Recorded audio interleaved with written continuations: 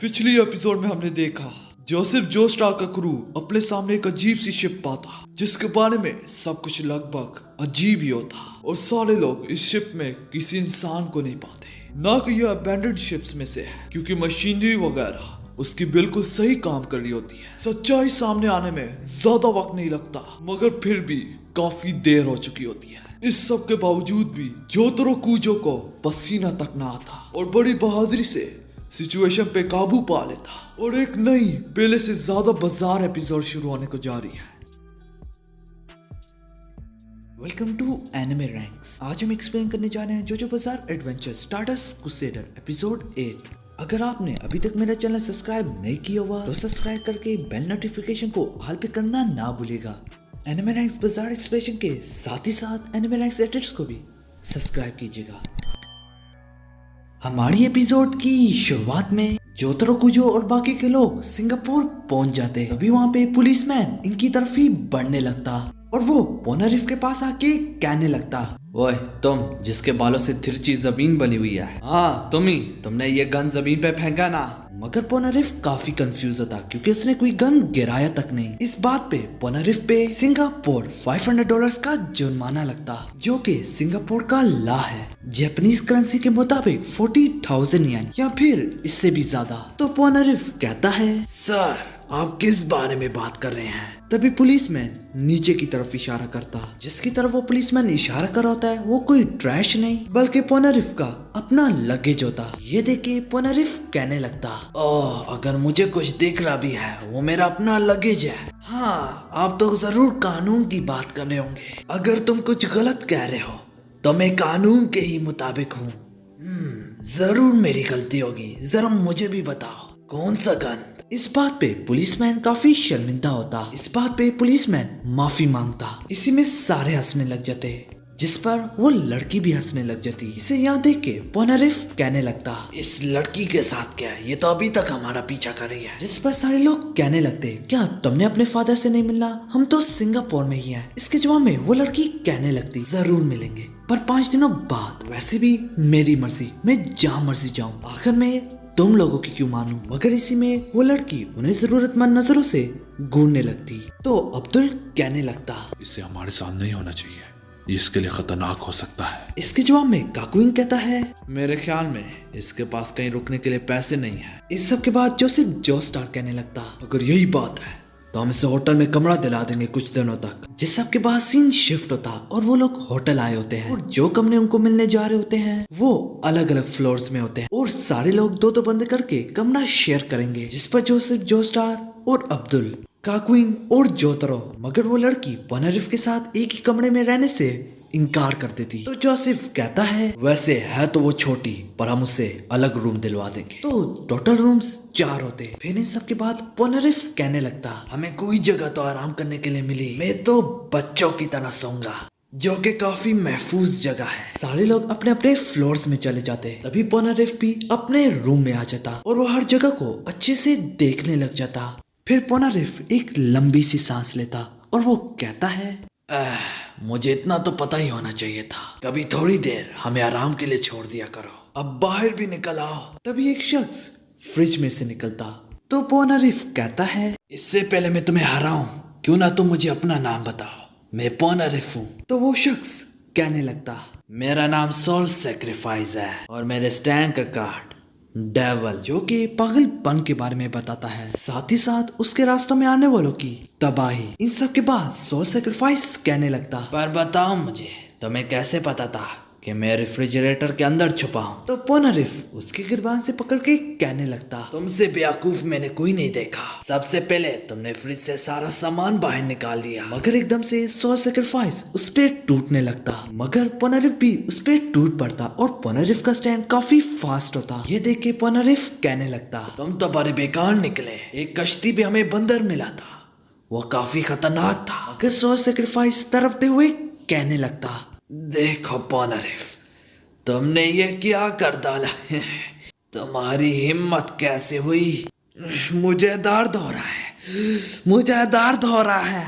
और वो दर्द से पागल होने लगता। यूं ही वो पीछे आते आते बैल्कनी में आ जाता और ऊपर से नीचे गिर जाता और नीचे गिरते गिरते वो कहता है, मैंने तुम्हें जान के खुद पे हमला आवर होने दिया। जैसे ही पोनारिफ ऊपर से नीचे देखता है वो कहीं गायब हो जाता, और जब पोनारिफ बिजी होता है तो पीछे से कोई छोटी सी चीज आके उस पे हमला कर देती। इस पे पोनारिफ को कुछ महसूस तक ना होता और कुछ समझ में ना आता कि ये सब कुछ उसने कब और कैसे किया। इसी में वो जो स्टार्क को फोन मिलाता जो कि अब्दुल उठा लेता। तभी वो अब्दुल को कहने लगता कि मुझ पे किसी स्टैंड यूजर ने हमला कर दिया। तभी वो उसे सारा कुछ बताता कि वो काफी अजीब स्टैंड है, मुझे इसके बारे में कुछ नहीं मालूम। और उसके पाँव के नीचे एक अजीब सी डॉल पड़ी होती और उस डॉल के हाथों में छुरी होती है। तभी पोनारिफ उसे उसके स्टैंड का कार्ड और उसके स्टैंड का नाम बताता, devil soul sacrifice. Mohammed Abdul इस डेविल स्टैंड के बारे में सुनते ही काफी हैरान होता। पोनारिफ उसे मजीद बताता कि उसने उसके स्टैंड को सही तरीके से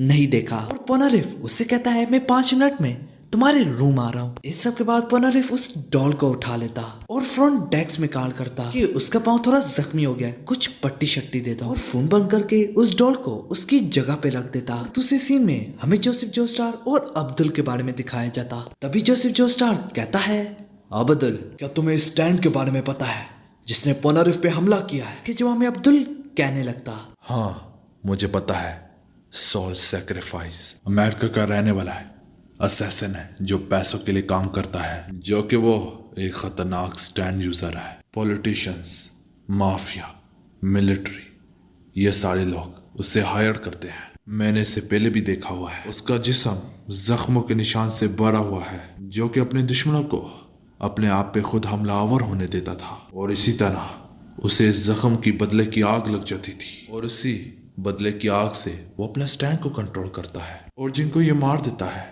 उनके लिए आम इंसानों को लगता है कि उसे लानत ने मार डाला है। इस बात पे अब्दुल का भी मानना होता है कि उसने पोनारिफ को अपने आप पे खुद हमला आवर होने दिया ताकि वो इसके खिलाफ बदले की आग का इस्तेमाल कर सके, और उसका स्टैंड किसी ने नहीं देखा हुआ। उसकी वजह अब्दुल बताता है, क्योंकि जिसने भी उसके स्टैंड को देखा है वो कभी जिंदा ही नहीं बचा। तो हमें सोचना होगा कि हम उसे कैसे निपटे। किसी के लिए अकेला रहना बहुत खतरनाक हो सकता है। जिस पर जोसेफ जोस्टार सबको इसी रूम में बुला लेता जो कि पोनारिफ 5 मिनट में आएगा। इसी तरह सीन शिफ्ट होता और पोनारिफ को रूम की नहीं मिली होती जो कि पोनारिफ ने इसी डोर वाले दराज पे रखी थी। मगर वो जैसे ही अपने बेड के नीचे देखता तो उसे अपने रूम की चाबियां मिल जाती। जैसे ही पोनारिफ उसे लेने के लिए बेड के अंदर जाता तो उसे बाहर से चलने की आवाजें आने लगती। वो अपने स्टैंड का इस्तेमाल करके पोनारिफ को बेड से बांध देता। उसका स्टैंड वही डॉल होता। अभी तुरंत से वही डॉल पोनारिफ की आंखों में शैम्पू फेंक देता। इसी में बड़ी तेजी से चारों तरफ से बेड को काट देता। मगर तभी दरवाजा नॉक होता और वो शख्स पोनारिफ को पट्टी देने आया होता है, जिस पर पोनारिफ उसे पीछे रहने का कहता और यहाँ से जाने का। फिर वो स्टैंड उससे भी मार देता, दरवाजे पे लिख देता डू नॉट डिस्टर्ब, और पोनारिफ अपनी आंखें खोल चुका होता है। पोनारिफ सिल्वर चैरियट को बाहर निकाल लेता, मगर वो बैठ के आर पार ना देख पा रहा होता, जिसकी वजह से वो अपने स्टैंड का इस्तेमाल नहीं कर सकता, जिसपे वो डॉल उसके स्टैंड पे टूट पड़ता। दूसरी तरफ जोतरो का क्वीन उस लड़की से कहते हैं दरवाजा लॉक रखना और किसी अनजान शख्स के लिए दरवाजा ना खोलना। दूसरी तरफ हमें वापस पोनारिफ के बारे में ही दिखाया जाता और वही डॉल बेड के ऊपर से रैंडम अटैक करने लगता, साथ ही साथ वो उसके स्टैंड को भी डैमेज दे रहा होता है। इसी में पोनारिफ सिल्वर चैरियट से रैंडम अटैक करवाने लगता, मगर वो उसके रैंडम अटैक को डॉज करता रहता। डॉज करते करते उसके पीछे चमड़ जाता, साथ ही साथ उसके स्टैंड पे चमड़ा होता, लेकिन वो पोनारिफ पे रैंडम अटैक शुरू कर देता, जिसपे पोनारिफ को काफी गुस्सा आता और वो अपने ऊपर बेड की चादर ओढ़ देता। मगर इसी में सीन बदल जाता, जिस पर जोतरा और काक्वीन इसी रूम में आ जाते। देखते ही देखते दोबारा से सीन शिफ्ट होता और पोनारिफ ने उसे अपने जाल में पकड़ ही लिया होता है। जैसे ही सिल्वर चैरियट उसकी स्पीयर तोड़ने लगता है तो वो डॉल उसके स्टैंड को डैमेज दे देती, मगर पोनारिफ भी हार न मानता और सिल्वर चैरियट से रैंडम अटैक करवाता रहता, मगर वो डॉल उसके स्टैंड से काफी दूर निकल गया होता। इसी रैंडम अटैक से वो उसे काट देता जिस चीज से उसे बांधा होता है। इस सब के बाद वो डॉल उसके आसपास शराब वगैरह गिरा देता और वो हेयर ड्रायर उठा के कहता है, ओए पोनारिफ, तुम्हें क्या लगता है मैं क्या करने जा रहा हूँ? इसी में वो पोनारिफ को फिनिश करने लगता, मगर वक्त पे ही पोनारिफ सिल्वर चैरियट का इस्तेमाल करके अपने आप को बचा लेता और साथ ही साथ उस पे भी टूट पड़ता। ये देख के वो काफी हैरान होता। तो पोनारिफ कहता है, मैंने जानबूझ के शीशा तोड़ दिया था ताकि मैं इनका इस्तेमाल करके तो मैं बेड के ऊपर देख सकूं। इसी में उसके डॉल को उड़ा के फेंकता और बेड से निकल आता। ये देख के उस डेविल के पैरों तले जमीन खिसक जाती। तो पोनारेफ उसके इन्हीं पैरों को काट देता और उसे उसी शख्स के बारे में पूछता जिसके 2 राइट हैंड है, उसकी स्टैंड की एबिलिटी के बारे में पूछता। तो वो उसे कहता है, क्या तुम पागल हो? कोई असैसिन अपने स्टैंड की एबिलिटी और अपना चेहरा नहीं दिखाता। सिर्फ और सिर्फ तुम लोग ही इतने पागल हो कि तुम्हारे स्टैंड के बारे में हम सबको पता है। ये सुनते ही पोनारेफ उसे फिनिश कर देता और इसका स्टैंड यूजर वॉशरूम में होता है और वो टोटो में हो चुका होता है। और पोनारेफ भी उसी रूम में पहुंच जाता। इन सबको इसलिए बुलाया गया होता है कि डेविल स्टैंड यूजर के खिलाफ कोई स्ट्रेटेजी बना सके, जबकि पोनारेफ ने तो उसकी छुट्टी तक कर दी होती, जिस पर पुलिस वगैरह उससे क्वेश्चन करी होती कि तुम्हारे कमरे में एक लड़के की डेड बॉडी क्यों है। यहाँ तक उसी होटल में वॉशरूम में भी एक डेड बॉडी मिली है, मगर पोनारेफ चुप ही रहता और वो कहता, I have right to remain silent. मगर इसी में उसे छुड़ाने के लिए स्पीडवैगन फाउंडेशन का एक ऐसा शख्स आता जिसकी पहुंच बहुत दूर दूर तक होती। ये सब कुछ स्पीडवैगन की तरफ से हो रहा है। जोजो बाजार adventure Phantom blood part 1 and part 2।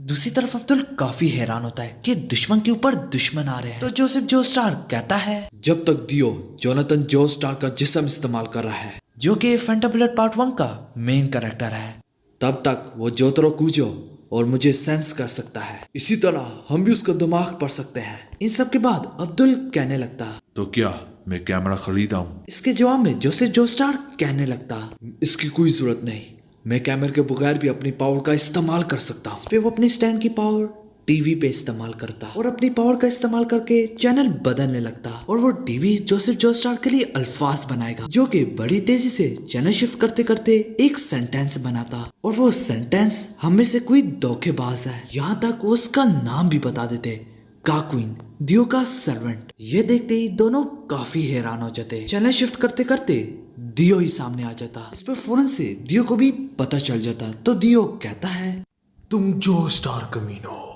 तुम मुझे देख रहे हो तो इसे देखो। इसी में वो टीवी एक्सप्लोड कर जाता, मगर इसमें वो काफी हैरान होते कि काक्वीन हम में से धोखेबाज है। तभी जोसेफ जोस्टार मजीद बोलता, मैं अभी भी काक्वीन पे ट्रस्ट करता हूँ, जरूर इसकी कोई वजह होगी, पर हाँ दियो और इसका कोई लेना देना है। जबकि इस वक्त काक्वीन जोतरो के साथ है और काक्वीन हमले के लिए तैयार होता है। यहाँ पे हमारी एपिसोड खत्म हो जाती।